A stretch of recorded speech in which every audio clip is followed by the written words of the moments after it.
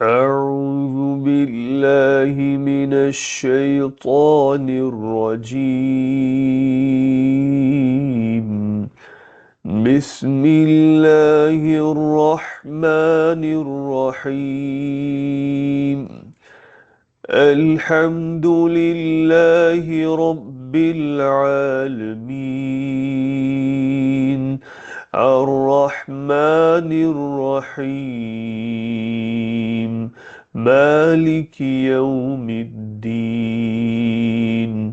إياك نعبد وإياك نستعين. اهدنا الصراط المستقيم،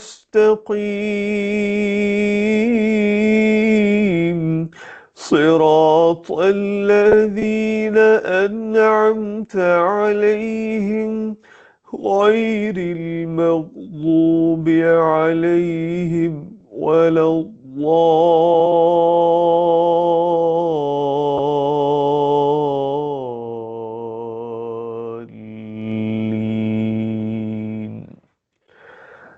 आमीन। तमाम तर शुक्र और तारीफ अल्लाह के लिए है जो तमाम जहानों का रब है, बहुत ज्यादा मोहब्बत करने वाला और बहुत ज्यादा ख्याल करने वाला, हमेशा मोहब्बत करने वाला, हमेशा ख्याल रखने वाला, रोजे जजा का मालिक है। हम तेरी ही इबादत करते हैं और तुझ ही से मदद मांगते हैं। हमें सीधे रास्ते की तरफ और सीधे रास्ते पर हमारी रहनुमाई फरमा। उन लोगों का रास्ता जिन पर तूने इनाम किया, ना कि उन लोगों का जिन पर गजब किया गया, ना ही वो जो कि गुमराह हुए। अल्हम्दुलिल्लाहि रब्बिल आलमीन वस्सलातु वस्सलामु अला रसूलिल्लाह व अला आलिहि व अस्हाबिहि अजमाइन। रब्बि इश्रह ली सदरी व यस्सिर ली अमरी वहलुल उक़दतम मिन लिसानी यफ़क़हू क़ौली। रब्बी अऊज़ु बिका मिन हमज़ातिश शयातीन व अऊज़ु बिका रब्बी अन यहदुरून। सुब्हानक ला इल्म लना इल्ला मा अल्लमतना इन्नका अंतल अलीमुल हकीम। अल्लाहुम्मा अरिनल हक़्क़ हक़्क़न वरज़ुक़ना इत्तिबाअह व अरिनल बातिला बातिलन वरज़ुक़ना इज्तिनाबा। आज का सेशन स्टार्ट करने से पहले मैं एक चीज़ आपके सामने एज अ कन्फेशन ज़रूर रखना चाहूँगा। वो ये कि हम आज बात करेंगे हम्द की, और आगे भी जितने भी एलिमेंट्स आएंगे जिसमें हम अल्लाह सुब्हानहू व तआला से रिलेटेड, अल्लाह सुब्हानहू व तआला की ज़ात से रिलेटेड बात कर रहे हैं। याद रखिए कि अल्लाह सुब्हानहू व तआला की ज़ात की कोई लिमिट्स नहीं है। लैसा कमिस्लिही शैउन, उस जैसी कोई शय नहीं है। He is unique. जब हम कहते हैं कुल हुवल्लाहु अहद, तो अहद का मतलब ये नहीं है कि वन है, वन होता तो होता कुल हुवल्लाहु वाहिद। कुल हुवल्लाहु अहद, ही इज यूनिक, उस जैसा कोई नहीं है। फिर अल्लाह सुब्हानहू व तआला की जात लिमिटलेस है, बाउंडलेस है। और मैं और आप अपने फाइनाइट माइंड के साथ, जिसकी लिमिटेशंस बेतहाशा हैं, उसके जरिए अल्लाह सुब्हानहू व तआला को कुछ ना कुछ समझने की कोशिश कर रहे हैं, और अपनी लिमिटेड लैंग्वेज के जरिए हम उसको बयान करने की कोशिश कर रहे हैं। तो मैं आजिज हूं इस बात से कि जैसा कि अल्लाह की हम्द है वैसा मैं उसको बयान कर सकूं। हाँ, आप में से वो लोग जो सुबह शाम के अज़कार करते हैं, मैं आपके सामने एक दुआ एज अ रिमाइंडर रखता हूं जो शायद आपको मेरी फीलिंग बता सके।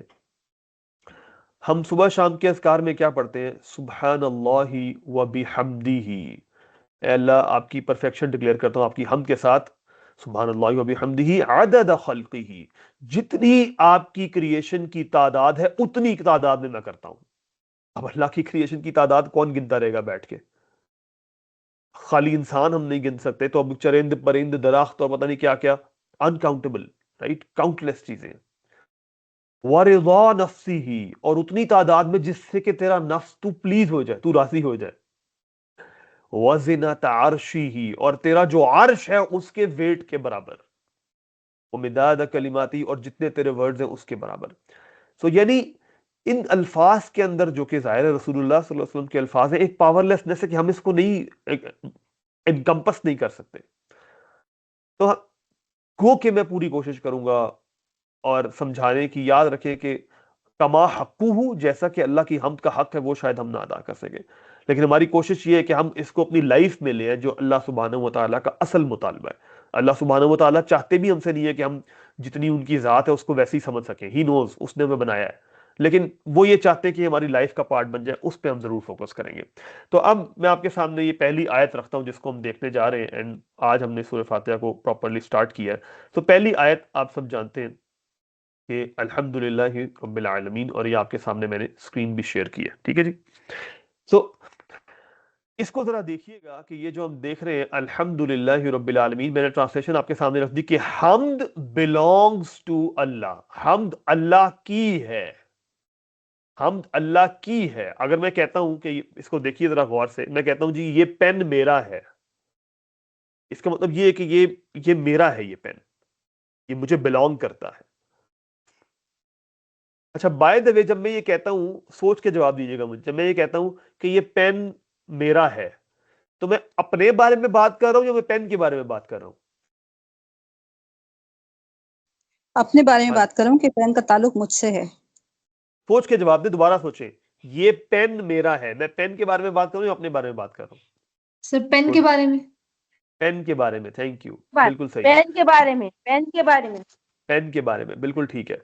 सो जब अल्लाह ये कह रहे कि हमद अल्लाह के लिए है, अल्लाह को बिलोंग करती है, तो अल्लाह इस वक्त हमद के बारे में बात कर रहे हैं। ये बलागा के स्कॉलर्स हमें समझाते हैं, विच मीन्स कि जब भी हमद की बात आएगी तो असल उसका हकदार, वो बिलोंग किसको करती है? वो अल्लाह की है। जब भी तारीफ की बात की जाएगी, शुक्र की बात की जाएगी, तो वो अल्लाह ही की है और किसी की नहीं है। इसका मतलब ये हुआ कि जब मैं किसी शख्स का भी शुक्र अदा कर रहा हूं, तो मुझे ये बात पता है कि असल में तो अल्लाह ने इसको मीन बनाया, और डेफिनेटली मैं उसका शुक्र अदा करूंगा, रसूलुल्लाह सल्लल्लाहु अलैहि वसल्लम की हदीस है। लेकिन मेरे माइंड में ये है कि असल इसके पीछे बैक एंड पे एक ही जात है, और वो अल्लाह की जात है। जब मैं किसी की तारीफ भी कर रहा हूं, तो उसके बैक एंड पे कौन है? उसके बैक एंड पे अल्लाह सुब्हानहू व तआला की जात है, उसने इस शख्स को इनेबल किया था ये काम करने के लिए। This is very important. इसका मतलब ये हुआ कि हमद असल में किसकी है? अल्लाह सुब्हानहू व तआला की, जो तमाम जहानों का रब है। रब को आज छोड़ दे, ये हम नेक्स्ट सेशन में देखेंगे, अभी हम हमद की बात करते हैं। फिर मजे की बात यह कि हम जो है ना, ये इस्म आया है, आसान जबान में इसके तीन मीनिंग्स निकलते हैं। नंबर वन, सबसे पहली चीज ये कि जब कोई चीज इस्म होती है तो वो टाइमलेस होती है। ये बहुत इंपॉर्टेंट कॉन्सेप्ट है। टाइमलेस का मतलब ये है कि उसको टाइम की जरूरत नहीं है, क्योंकि जब एक चीज टाइम में आ जाती है तो इसका मतलब ये होगा कि या तो वो थी और वो खत्म हो चुकी है, या फिर वो अभी चल रही है प्रेजेंट के अंदर, या फिर वो कब होगी? फ्यूचर के अंदर। जब भी टाइम आ गया तो पास्ट प्रेजेंट फ्यूचर आ गया। तो इसका मतलब यह हुआ कि अगर हमद टाइम बाउंड होती तो या तो हमद हो चुकी होती, या फिर हमद अभी हो रही होती, या फिर हमने फ्यूचर में होना होता। लेकिन जब हमने कहा कि टाइम लेस है, तो इसका मतलब यह है कि हमेशा से हमद है और हमेशा रहेगी। जब से अल्लाह की जात कदीम है, अल्लाह सुब्हानहू व तआला की कोई बिगिनिंग कोई एंड नहीं है, तो जब हमद भी, उसकी कोई बिगिनिंग कोई एंड नहीं है, टाइमलेस है ये। अच्छा, जब टाइमलेस हो गई, दूसरी चीज क्या निकली कि इसके लिए कोई करने वाला नहीं चाहिए। क्योंकि अगर कोई करने वाला हो तो जिस वक्त वो करने वाला कर रहा है उस वक्त हमद हो रही है। अगर करने वाला चाहिए तो जब मैं कह रहा हूं अल्हम्दुलिल्लाह अल्हम्दुलिल्लाह अल्हम्दुलिल्लाह, अब तो हमद हो रही है। जैसे ही मैंने चुप कर लिया, मैंने अल्फाज बंद कर लिए, अब हमद नहीं हो रही है। नहीं, जब अल्लाह ने कहा अलहम्द, इसका मतलब यह है कि अल्लाह की हमद के लिए, यानी इसका मतलब यह हुआ तीसरी कि मुझसे और आपसे बरी जिम्मा हो गई, यानी मैं और आप हमद करें या ना करें, अल्लाह सुब्हानहू व तआला की हमद को कोई फर्क नहीं पड़ता। वो फिर भी लायके हमद है, फिर भी हर चीज, हर तारीफ शुक्र उसी के लिए है।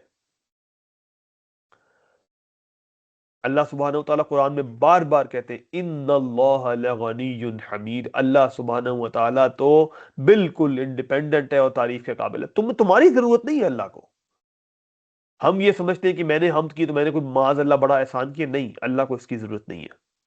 सो अब ये बात मैं क्यों लेके आया था, और मैंने क्यों आपको कहा कि अपनी दुआ से आप जज करें कि आपका अल्लाह से ताल्लुक कैसा है और आपका रिलेशनशिप क्या है? क्यों? क्योंकि हमद मुझे और आपको क्या सिखा रही है? हम मुझे और आपको सिखा रही है कि मेरा अल्लाह के साथ जो ताल्लुक है वो इमोशनल होना चाहिए, मेरा अल्लाह के साथ एक ताल्लुक होना चाहिए।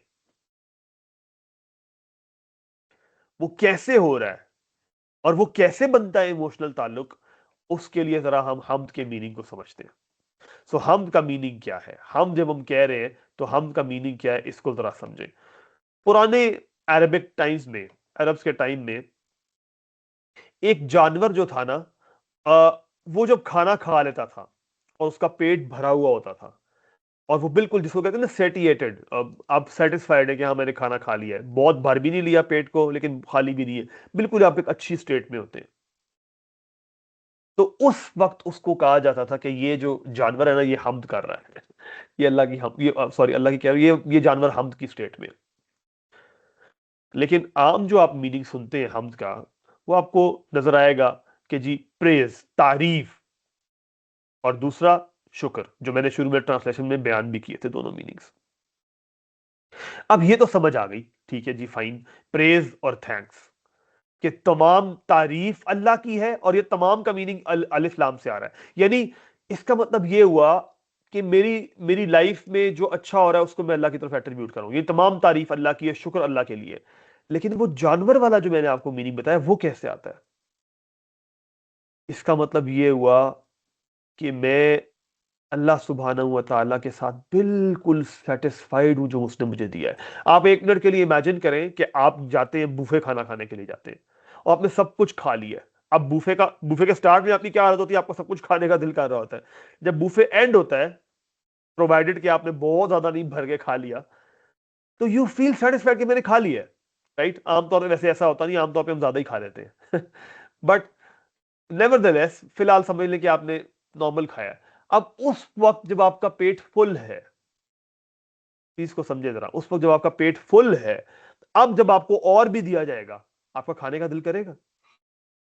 नहीं, आप कहेंगे मैं फुल हूं। ये है मतलब हमद का, कि अल्लाह ने मुझे इतना कुछ दिया हुआ है, इतना कुछ दिया हुआ है, मैं निमतों के अंदर इतना सराउंडेड हूं, मैं डूबा हुआ हूं उसकी निमतों के अंदर, कि मेरे पास जगह ही नहीं है कि मैं और ले लूं। मैं इतना सेटिस्फाइड हूं, या अल्लाह मुझे नहीं चाहिए और, मुझे तूने इतना कुछ दे दिया है। ये है हमद, ये है हमद की रूट, कि मैं और आप इतने सेटिस्फाइड हैं अल्लाह की, कि अल्लाह ने मुझे इतना कुछ दिया हुआ है। अब आप सोच रहे होंगे कि यार ये कैसे हो सकता है, मेरी लाइफ में तो ये भी मिसिंग है, मेरी लाइफ में तो ये भी मिसिंग है, मेरी लाइफ में तो फलां चीज मिसिंग है, मेरी तो फैमिली में ये प्रॉब्लम है, मेरे तो फाइनेंसिस में ये प्रॉब्लम है, मेरे तो करियर में ये प्रॉब्लम है, मैं तो ये करना चाहता था, ये करना चाहती थी, मैं नहीं कर सकी। 100 तरह के मसले हम गिनवा लेंगे, और इधर आप हमें हम का मीनिंग बता रहे हैं कि जी आप बिल्कुल फुल है, सेटिस्फाइड है, आपको जरूरत नहीं है। ये कैसे होता है? इस इसका मतलब ये हुआ, और इस पे मैं आता हूं भी, इसका मतलब ये हुआ कि हम की हमारे हमें 3 तरह की हम हमसे डिमांड क्या कर रहा है। हम जब कह रहे हैं ना अल्हम्दुलिल्लाह, तो अल्हम्दुलिल्लाह मुझसे 3 डिमांड्स कर रहा है। पहली चीज कि मैं लाइफ में हर जो मेरी अच्छाई हो, कुछ भी अच्छा हो, उसकी एट्रीब्यूशन अल्लाह की तरफ जा रही है। अल्लाह ने किया है जो भी किया है, या अल्लाह तेरा शुक्र है। हर वक्त मैं शुक्र की स्टेट में हूं और मैं सेटिस्फाइड हूं जो कुछ भी अल्लाह ने मुझे दिया है। अब इसको जरा समझे गौर से, ये 3 चीजें हैं, ये 3 इंप्लीकेशंस है हमद की, जो कि होनी चाहिए कि अल्लाह सुब्हानहू व तआला जो भी, यानी जब भी मेरी लाइफ में कुछ अच्छा हुआ, ठीक है, मैंने अल्लाह की तरफ एट्रीब्यूट किया। जब भी कुछ भी किसी ने कुछ मेरी मदद भी की, मैंने उसका शुक्र अदा किया, लेकिन मैंने अल्लाह का शुक्र अदा किया कि अल्लाह की वजह से ऐसा हुआ है। अब ये सारी की सारी चीजें क्या कर रही है? ये सारी की सारी चीजें मेरा अल्लाह के साथ एक ताल्लुक बना रही है, और 2 चीजें जो है ना ये मुझे वाजे तौर पे इशारे कर रही हैं। अब इसको बहुत ध्यान से सुनिए क्योंकि ये बहुत जरूरी है। हमद मुझे 2 चीजें जो सिखा रही है, वो क्या सिखा रही है? हम मुझे कह रही है कि एक तो ये कि तुमने अल्लाह के बारे में हमेशा पॉजिटिव गुमान रखना है। अच्छा, पॉजिटिव गुमान का क्या मतलब है, इसको समझे जरा गौर से। शैतान ने क्या किया था?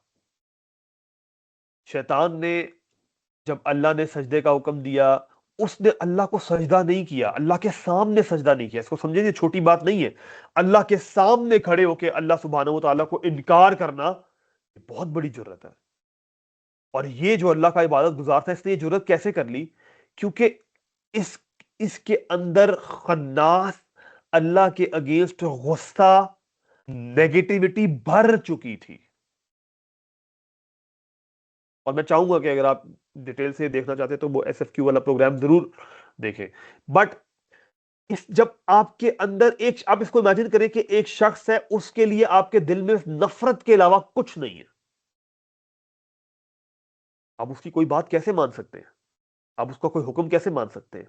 ये मामला था इब्लीस का। उसके अंदर नेगेटिविटी भर चुकी थी कि मेरे साथ ज्यादती की गई है, मुझे ये मनसब मिलना चाहिए था, इसको क्यों दे दिया, मैंने इतना कुछ किया था, मैं जंग लड़के आया था, मैंने ये किया था, मैंने जमीन को पाक किया था, ये कहां से आ गया, अभी पैदा किया और उठा के खिलाफत दे दी है। ये नेगेटिविटी बढ़ रही थी उसकी। जब मैं हमद में हमने हमने हमने क्या चीजें पढ़ी कि तारीफ हमेशा मैं अल्लाह की करूंगा, हर वक्त शुक्र में रहूंगा, और मैं सेटिस्फाइड हूं जो अल्लाह ने मुझे दिया है, तो ऑटोमेटिकली क्या चीज होगी? ऑटोमेटिकली मेरा आउटलुक अबाउट अल्लाह सुब्हानहू व तआला पॉजिटिव रहेगा। ये बहुत जरूरी है, क्योंकि हम लाइफ में अल्लाह के बारे में नेगेटिव हो जाते हैं। मेरी तो दुआ ही नहीं सुनी, कल तो मैंने दुआ मांगी थी, आज पूरी नहीं हुई। जैसे कि अल्लाह सुब्हानहू व तआला को मैंने ऑर्डर प्लेस किया था, हम तो उसी माइंडसेट में, वही कंज्यूमर माइंडसेट हम यहां लगा रहे हैं। कंज्यूमर माइंडसेट में क्या होता है कि आप ऑर्डर प्लेस करते हैं, चीज आती है, नहीं आई तो आप उसको बैड रेटिंग दे देंगे। यही काम हम अल्लाह सुब्हानहू व तआला के साथ करते हैं। अल्लाह सुब्हानहू व तआला माज़ अल्लाह, आज आपकी रेटिंग अच्छी नहीं है, आज मुझे ये चीज नहीं दी, कल आपने मेरी दुआएं सुनी थी, कल आपने जो मैंने कहा था वो हो गया था, हाँ बस कल बड़ा अच्छा दिन था। मेरे अच्छे दिन और बुरे दिन की डेफिनेशन ये होती है कि अल्लाह ने मेरी कितनी बात मानी। अल्लाह ने मेरी कितनी बात मानी, सीरियसली, अल्लाह ने मेरी कितनी बात मानी या मैंने अल्लाह की कितनी बात मानी, ये होना चाहिए था। ये रिवर्स कैसे कर दिया मैंने और आपने? ये इक्वेशन फ्लिप कैसे कर दी मैंने और आपने? अब आप कहेंगे हमने तो नहीं की हुई, लेकिन हमने दिलों में ये की होती है, मुंह से नहीं हम कह रहे होते, लेकिन दिनों में हमने ये इक्वेशन, या सबकॉन्शियसली हमने ये इक्वेशन रिवर्स की हुई होती है। सो अल्लाह के साथ मेरे ताल्लुक की दो डायमेंशंस मुझे हम दे रहा है। एक ये कि मैंने अल्लाह के बारे में हमेशा अच्छा गुमान रखना है। अब ये अच्छा गुमान रखना तब तो आसान होता है जब कुछ मिल रहा होता है, लेकिन कब मुश्किल होता है? जब चीज नहीं मिलती, आप मांग रहे हैं मांग रहे हैं मांग रहे हैं, नहीं मुराद पूरी हो रही, आपसे कोई चीज अल्लाह ने ले ली, अब मुसीबत पड़ती है। अब अल्लाह के बारे में अच्छा गुमान रखे ना, तब आपके ईमान का पता चलता है। एंड वल्लाही ये अचीवेबल है, ये कोई अनहोनी चीज नहीं है। अल्लाह से मोहब्बत डेवलप हो जाती है तो ये अचीव हो जाता है। और दूसरी बात ये कि अल्लाह के साथ मेरा एक इमोशनल ताल्लुक है, ये बहुत जरूरी है। अगर मेरी और आपकी नमाज इमोशन से खाली है तो उस नमाज का क्या फायदा? मैं कल ही सोच रहा था, एक जगह मैं तरावी पढ़ने गया अदर देन द मॉस्क जिसमें मैं पढ़ता हूं, और हमारे यहां टिपिकली तरावी कैसे पढ़ाई जाती है? बिल्कुल हमने उसकी रूह निकाल दी है कुरान की, उसमें से एक मैकेनिकल अंदाज में इमाम खड़ा हो रहा है, पढ़े जा रहा है पढ़े जा रहा है, फिर दो रफ्ते पढ़ी, उसके बाद फौरन खड़ा होता है, फिर पढ़ता है, फिर खड़ा हो जाता है, और 20 रफ्ते ठा ठा ठा ठा करके निकाल दिया आपने। बिल्कुल मैकेनिकल तरावी हो रही है, मैकेनिकल नमाज हो रही है, क्योंकि इमोशनल ताल्लुक है ये अल्लाह के साथ। अल्लाह के साथ वो टिक वाला ताल्लुक लगाया हुआ है, टिक वाला।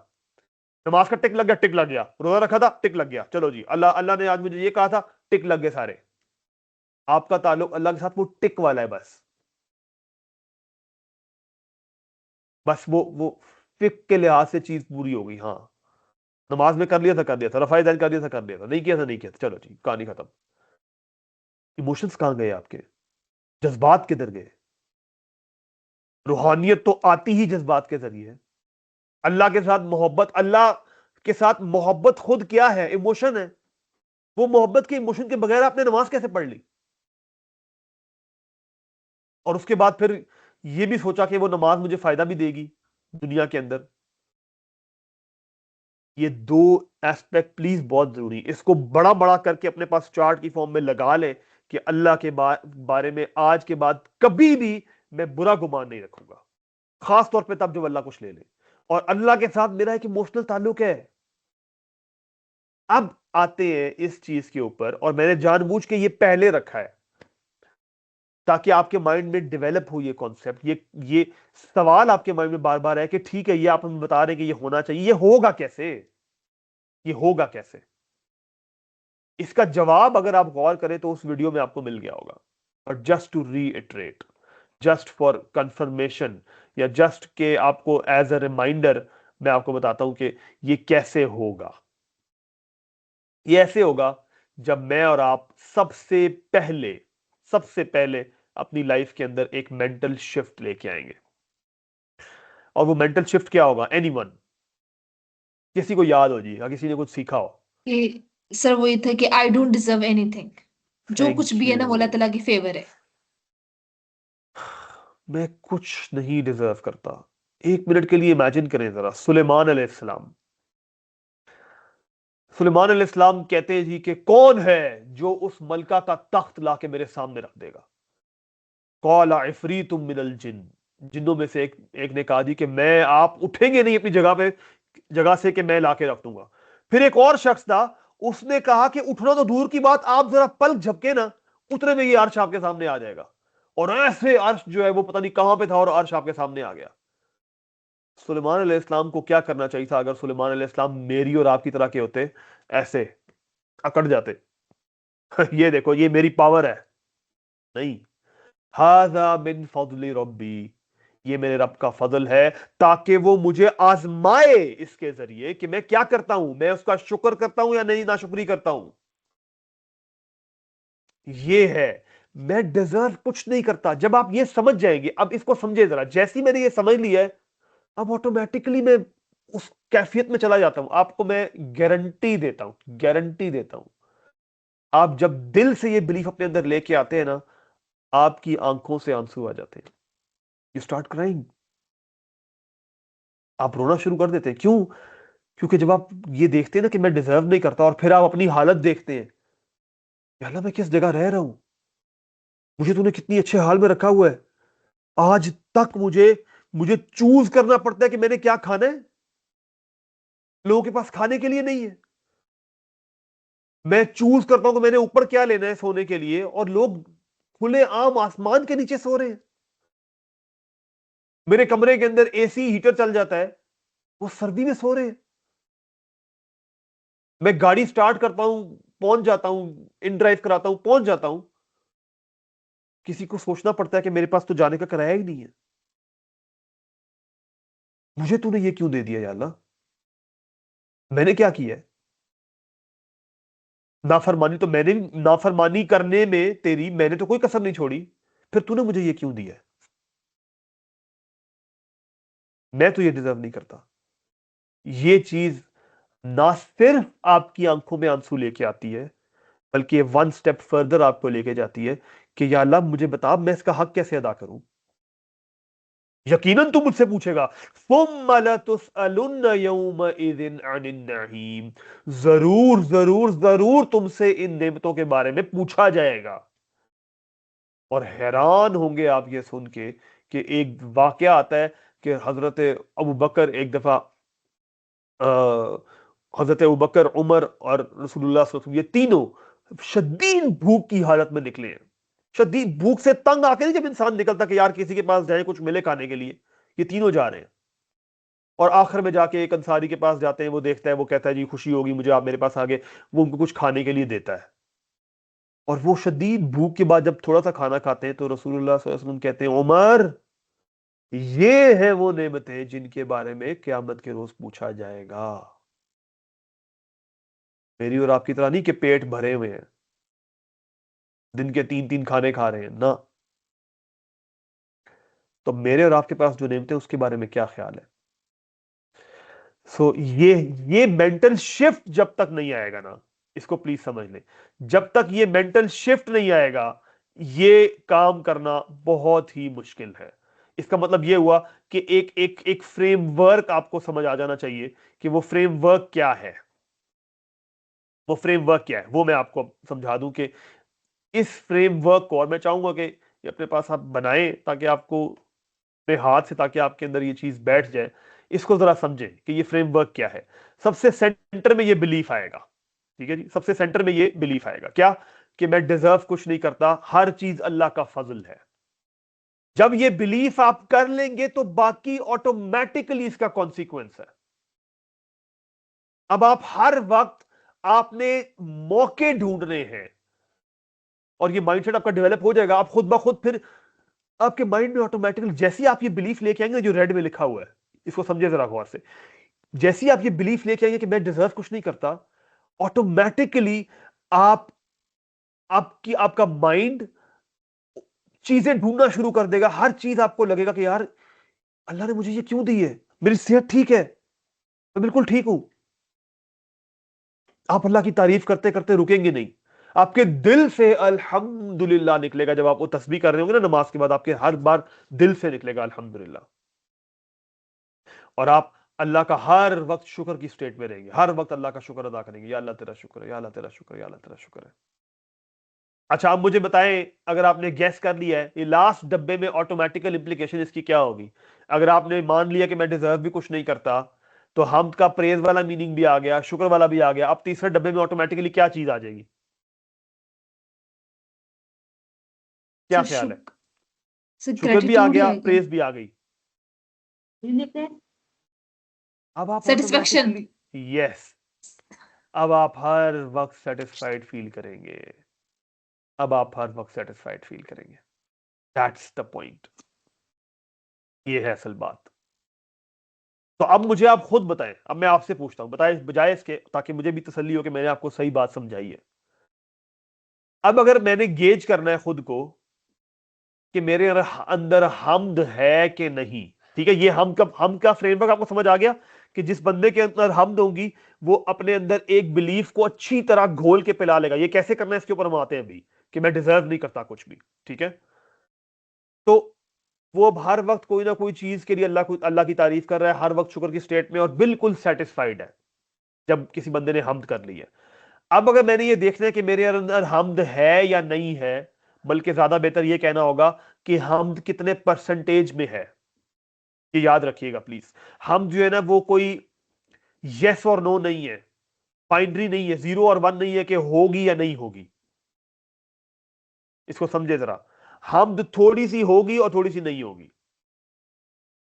यानी आप इसको इस तरह समझ ले कि आप अगर ये, यानी क्या इसको इस तरह कह ले कि लेट सपोज ये कोई कोई यू बना हुआ है, राइट, लेट सपोज ये यू बना हुआ है, ठीक है, और यहां पे एक एक शुक्र और नाशुक्री है, ठीक है। तो हमद या तो थोड़ी सी होगी या ज्यादा होगी, और जैसे जैसे हमद बढ़ेगी नाशुक्री कम हो जाएगी।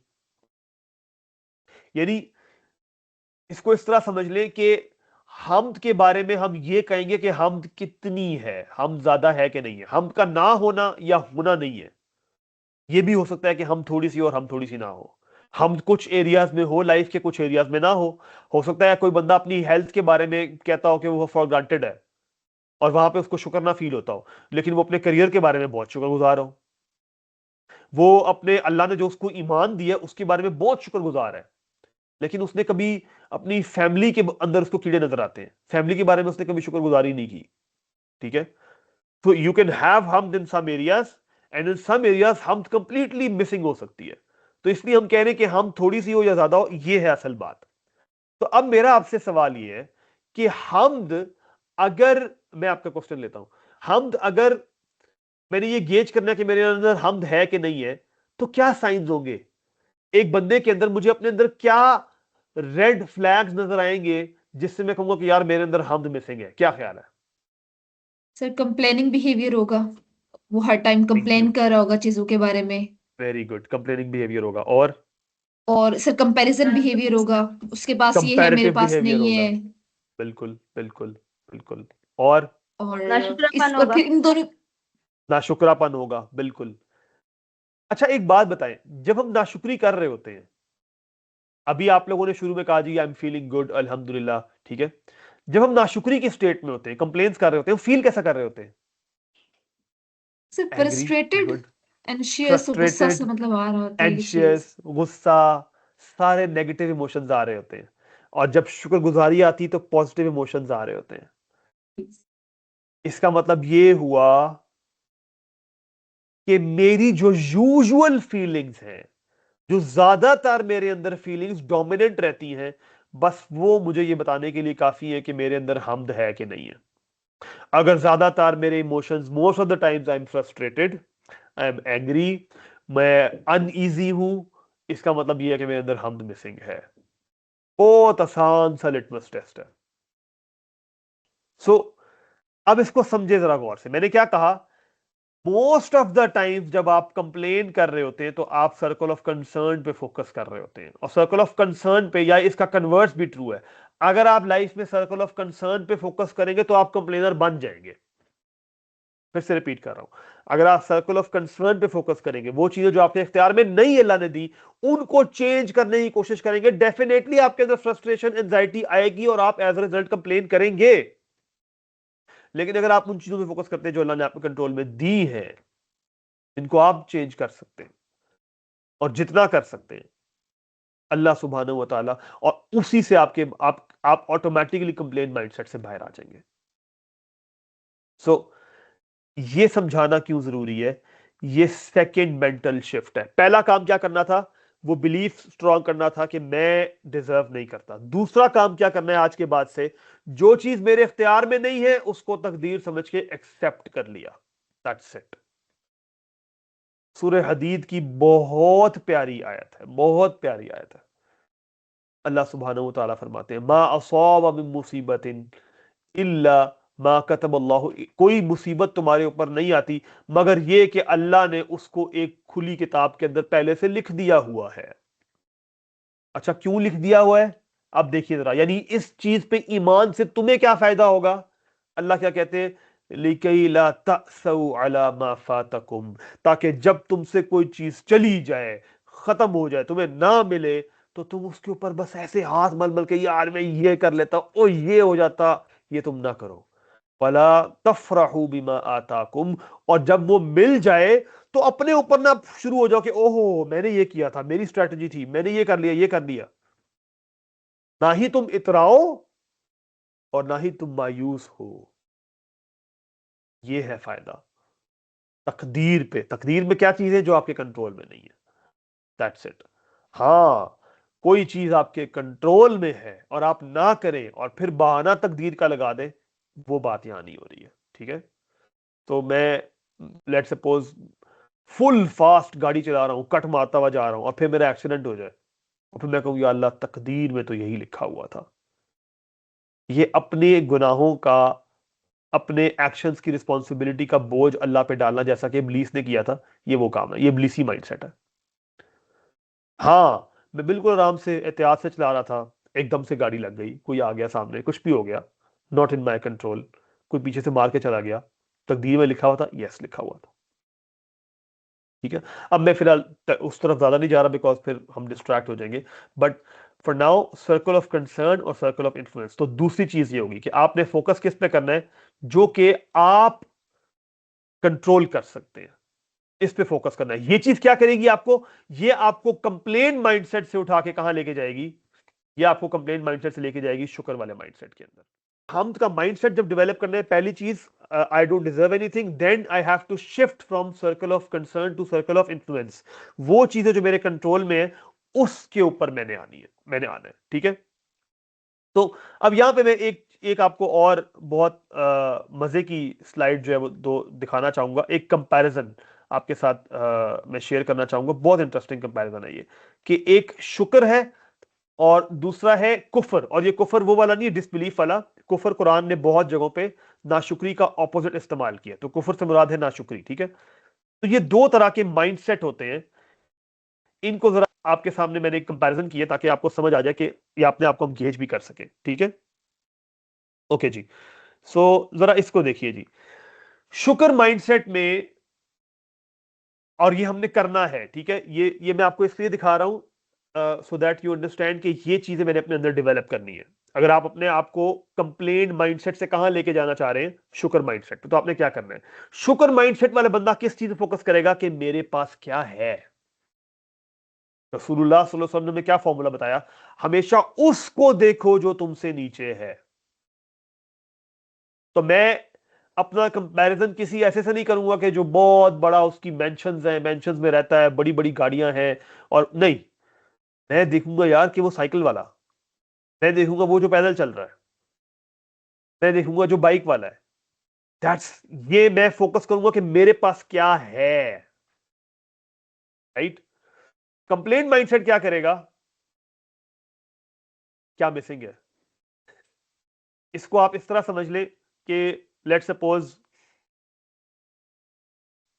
आपको वो एक बड़ी प्यारी सी स्टोरी सुनाते होते हैं लोग ना, कि वो एक शख्स था, उसके पास एक बंदा गया, और वो बड़ा जो था ना, बहुत ही शुक्रगुजारी करने वाला और बहुत ही अल्लाह का शुक्र, हर हाल में शुक्र करने वाला शख्स था। तो एक दिन एक शख्स जो है ना, वो जाता है उसके पास, और उसके घर के बाहर जो है ना, एक बोरी रखता है, और उस बोरी के अंदर 99 जो है ना, वो गोल्ड कॉइन्स रख देता है। अच्छा, वो 99 गोल्ड कॉइन्स रख देता है। वो बंदा बाहर आता है, आके देखता है, ओ यार, ये सोने के सिक्के आ गए मेरे पास। अच्छा, वो उनको काउंट करता है, काउंट करता है, काउंट करता है। जब काउंट करता है तो 99 होते हैं। 99 होते हैं, तो वो अब सोचना शुरू करता है, यार ये एक कहां चला गया, ये 100 पूरे होने चाहिए थे। अब वो ढूंढ रहा है, इधर ढूंढ रहा है, इधर ढूंढ रहा है, इधर ढूंढ रहा है, पूरा दिन वो जो है ना, वो लगा हुआ है इसी के अंदर। शाम को वो बंदा जिसने रखा होता है वो पास आता है, कहते क्या हुआ, आज सुबह से परेशान लग रहे हो? कहता ये मैं सुबह आया था तो मैंने देखा तो मेरे घर के बाहर ना ये बोरी पड़ी हुई थी, इसके अंदर ये सिक्के थे सोने के। कहता बैठी बैठी तुम्हें सोने के सिक्के मिल गए, तुम्हें तो खुश होना चाहिए, लेकिन तुम मुझे परेशान नजर आ रहे हो। कहता मैं परेशान इसलिए हूं कि ये इसमें से एक कम है, वो किधर गया है? That's the problem. ये हमारी जिंदगियों का प्रॉब्लम है कि हम उस एक, वो जो सिक्का नहीं है ना, उसको ढूंढ रहे हैं, वो क्यों नहीं है मेरे पास। ये है कंप्लेंट माइंडसेट। शुक्र माइंडसेट क्या कहेगा? यार ये बैठे बैठे मुझे 99 सिक्के किधर से आ गए। कंप्लेंट माइंडसेट क्या कहेगा? ये एक किधर चला गया। That's the problem. ये है जब आपने कंप्लेंट माइंडसेट से शुक्र की तरफ शिफ्ट करना है। दूसरा, आप you are grateful for what you have. लेकिन कंप्लेंट माइंडसेट में जो मिसिंग है, उसके ऊपर आपको गुस्सा है, आप एंशियस हैं। इब्लीस ने क्या किया था? इब्लीस को गुस्सा था कि मुझे मनसब नहीं दिया गया, और भूल क्या गया वो? अल्लाह ने जो उसको विंग्स दिए हुए थे, जो एंजल्स के साथ उसको रखा हुआ था अपने मुकर्रबीन में, वो सब भूल गया। किसी चीज का शुक्र नहीं। इस बात पे फोकस है कि मुझे ये मनसब क्यों नहीं दिया। और शुक्र क्या है? कि मैं हर वो चीज जो, जब अब देखिए, ये नेचुरल, जो सेकंड पॉइंट है, ये नेचुरल कॉन्सिक्वेंस है फर्स्ट वाले का। जैसे ही आप उस चीज पे फोकस करेंगे जो आपके पास है, ऑटोमेटिकली आपके अंदर ग्रेटिट्यूड आ जाएगा। और लास्ट चीज वो ये कि ये बहुत जरूरी है, ये बहुत जरूरी है, और यहां पे अक्सर बड़े बड़े मार खाते हैं। कंप्लेन माइंडसेट क्या करता है?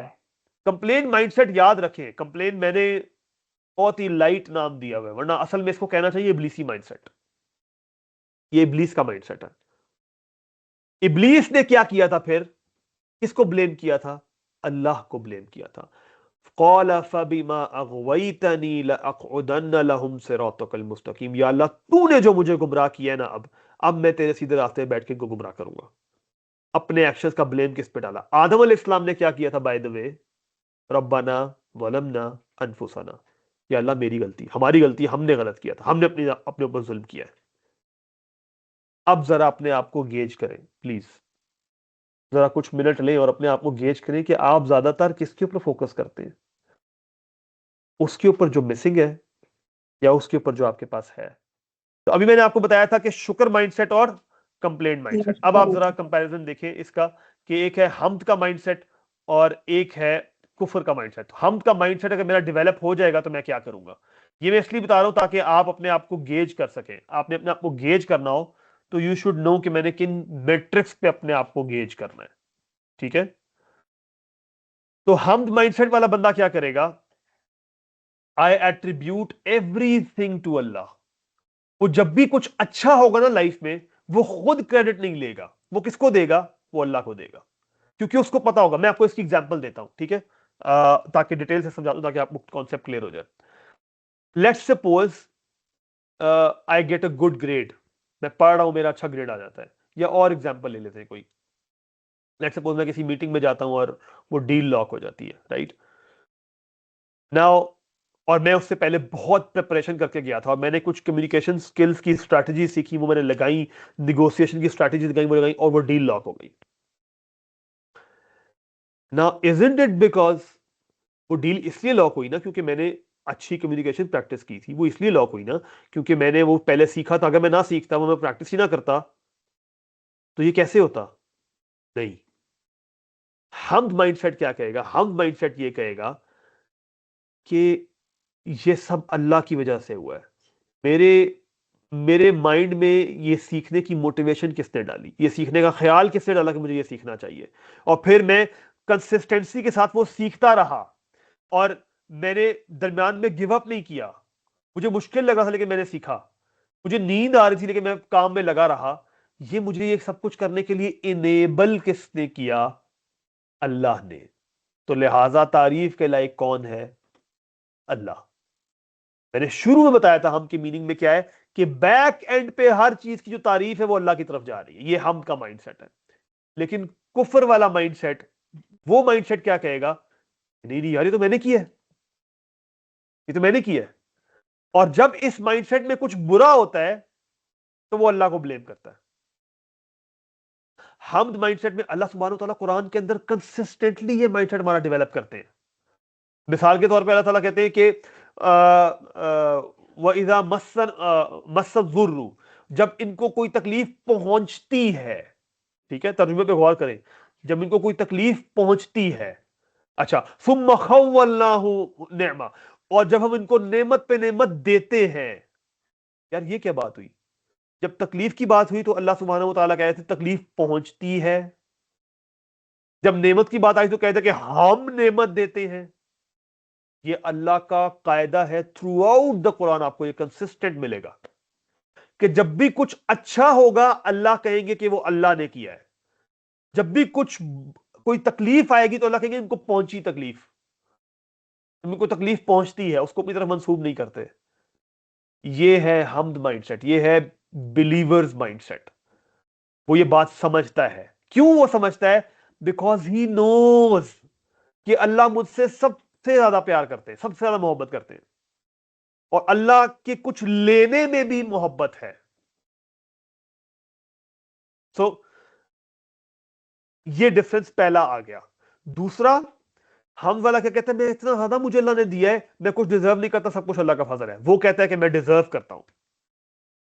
और तीसरा, कि बहुत जरूरी, क्योंकि अल्लाह का फजल है, ये तो थर्ड वाली बात हो रही है, तो अल्लाह चूज करता है, वो जानता है किसको कितना देना है और कितनी मिकदार में देना है। लेकिन दूसरे वाले केस में मैं क्या कहता हूं? भाई मैं इंटाइटल्ड हूं, और जब किसी और को कोई चीज मिलेगी तो मेरे अंदर क्या चीज आएगी? मेरे अंदर जेलसी आएगी, मैं जेलस फील करूंगा। आप देख रहे हैं कि हम मुझे कैसे जेलसी से रोक रही है।